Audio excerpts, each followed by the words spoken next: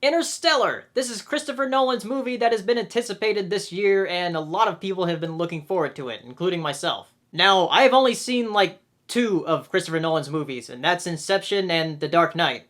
I haven't even seen the other Batman movies. But I have been looking forward to this movie because the idea intrigued me a lot. Having a movie based around interstellar travel presented in a semi-realistic way? Yes, please. Unfortunately, I started questioning the logic of this movie 15 minutes in. And that's mainly with the issue of food, and how come we're running out of food and we only have corn? I mean, what's happening in the coastal cities? Are we only going to be paying attention to the Midwest? Granted, they don't actually say where they are in the film. I don't think they do. And where are all the other species on the planet? Not only of plant species, but also animal species. So for like the first 45 minutes, I was just sitting in my seat like, when are we getting to space? Because all I was doing was just questioning the logic of how we ran out of food. And also how come there are no wars, because scarcity should breed some, like, unrest. But no, apparently armies don't exist anymore. Though there is some remnants of a military with a robot we see called TARS. And TARS is very strange because it's kind of like a monolith Lego block, but it has the personality of a ex-military marine, I guess. Anyway, once we do get to space, the movie does pick up a lot. And there were times where I was literally on the edge of my seat. The movie has some stunning visuals with an excellent score, which I guess that's to be expected because it's by Hans Zimmer.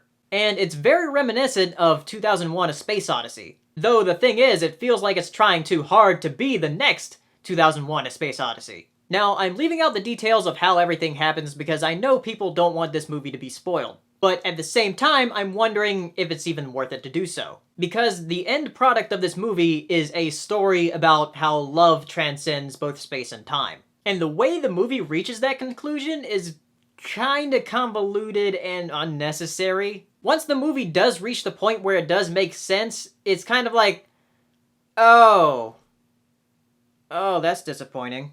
Now, this story has been told before, though this movie is more about the journey and not the destination or some crap like that. Now, like I said, it does have stunning visuals and an excellent score, and I would see it just for that. But if you're expecting a mind-blowing story or the next Inception, then you're going to be disappointed. This movie is still good. Like I said, go see it for the visuals and the score. Everything else is kind of secondary. I have a lot more I want to talk about on this movie, but unfortunately that would involve a lot of spoilers, so for the sake of those who do want to see it, I'm not going to talk about that stuff. However, I will probably talk about it on the next podcast that Saber and I will do. So look forward to that next week. As for now, if you saw the movie, tell me what you thought in the comments, and I'll see you next time. Bye! Hey, if you enjoyed this video, give it a like and share it. And be sure to subscribe for videos I upload every week. And if you're feeling really generous, check out my Patreon page. And as always, thank you for watching. Good evening, ladies and gentlemen. Well, by now we're getting a bit used to winter. We're like soldiers in the middle of a campaign, growing hardened to discomfort and better able to take it.